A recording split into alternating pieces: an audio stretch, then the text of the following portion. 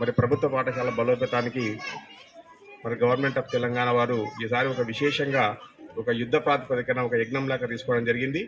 అందులో భాగంగా మేమందరం కూడా ముందుండి నడిపిస్తామనే సందర్భంగా మీకు హామీ ఇస్తున్నాం.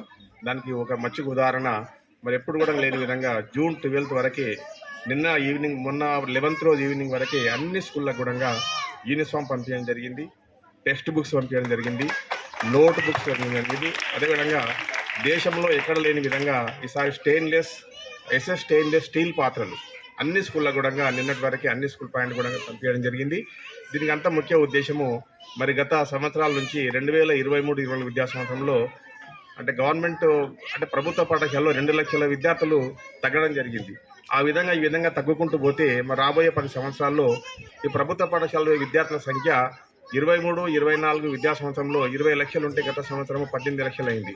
అంటే ఈ విధంగా ప్రతి సంవత్సరం 2 లక్షల విద్యార్థుల సంఖ్య తగ్గుకుంటూ పోతే ఒక 10 సంవత్సరాల ప్రభుత్వ పాఠశాలలు అనేవి అంటే పూర్తిగా అంటే కనుమరుగమయ్యే ప్రమాదం ఉంది. కాబట్టి ఆ ప్రమాదాన్ని ముందే గవర్నమెంట్ ఊహించి ఈ అంటే గవర్నమెంట్ స్కూళ్ళని ఏ విధంగా కాపాడుకోవాలి బలోపేతంగా ఉద్దేశంతో ఎక్కడెక్కడ గ్యాప్స్ ఉన్నాయో అవన్నీ కూడా ప్రభుత్వంతో ఏ విధంగా సపోర్ట్ కావాలనో దాన్ని ముందే గుర్తించి మరి అన్ని విధాలుగా కూడా ఎక్కడ